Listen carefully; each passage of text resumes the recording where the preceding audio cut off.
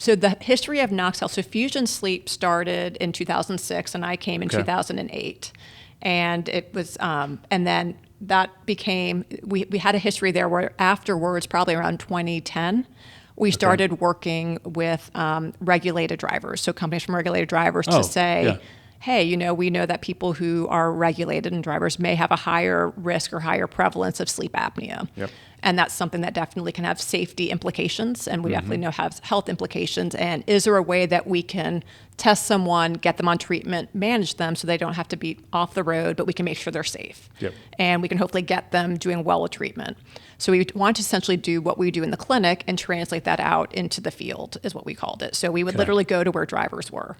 So it could be in the cab of their truck, in a hotel, it could be anywhere. So we sent people who are our respiratory therapist, someone who was one of our sleep technologists, and said, go. And then we would read the studies. It was more of just a test of like, does this work? It was a pilot program. Okay. And it did. It worked. And then we started working with other companies to kind of do the same thing. And then we started measuring their outcomes. So we were able to look and say, okay, well, how much for people who have these sleep disorders with other health issues, how much do they normally cost? And what does it look like after we treat their sleep apnea or any other sleep disorder? Yep. And we could see that their costs would go down.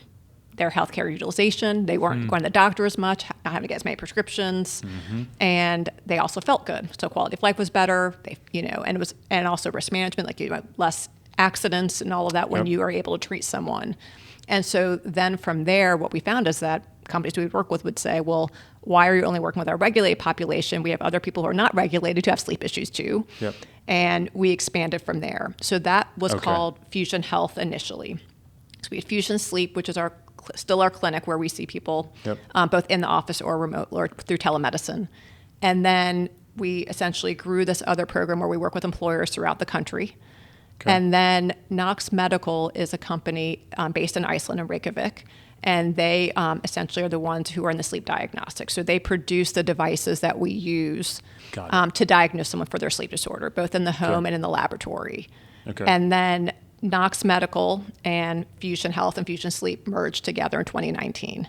Oh, okay. And so when that happened, then the name Knox Health came. And so Knox Health is actually multiple different, what we call like solutions or business units underneath it. Got it. And then also we have another one in there, which is a prescription digital therapeutic, so something called Somryst we acquired a couple of years ago. So it was the first FDA cleared digital therapeutic that you could use to treat chronic insomnia. So treatment of choice for chronic insomnia is something called cognitive behavior therapy, which I've heard of that. Yeah. So it's like almost like retraining your brain on how to sleep, and trying to also address those negative thoughts that can happen when you can't sleep.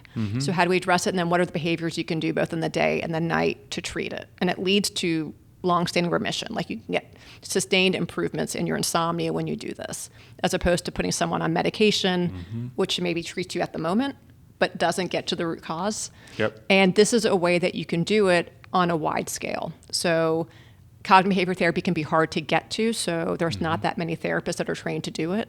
And a lot of them tend to be in urban settings or academic centers, so you have a lot of people who don't have access. So this was a way to increase access.